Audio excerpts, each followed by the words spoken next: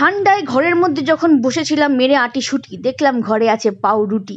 ব্যাস পাইকে আমাকে সঙ্গে সঙ্গে মনে ভেবে নিলাম যে হবে হচ্ছে এবার এগ স্যান্ডউইচ। তার জন্য কী লাগছে?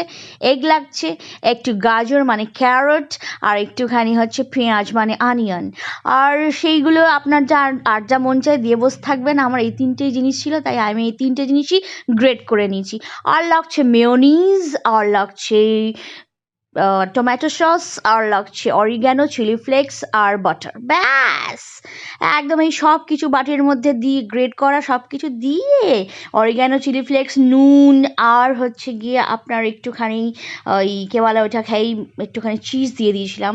এই সব কিছু দিয়ে ব্যাস ভালো করে নাড়াচড়া, ব্যাস পাউরুটি নিয়ে তার মধ্যে লেপালেপি শুরু। লেপালেপি ছাড়া জানেন তো আর কোনো জিনিস ভালো হয় না। এই ব্যাস এই পাউরুটি লেপে দেবেন, লেপে দিয়ে আপনার কাছে যদি টোস্টার থাকে টোস্টারে বসাবেন, আর নয়তো চাটুতে। আমার কাছে টোস্টার আছে, তাই আমি টোস্টারে বসিয়ে দিলাম।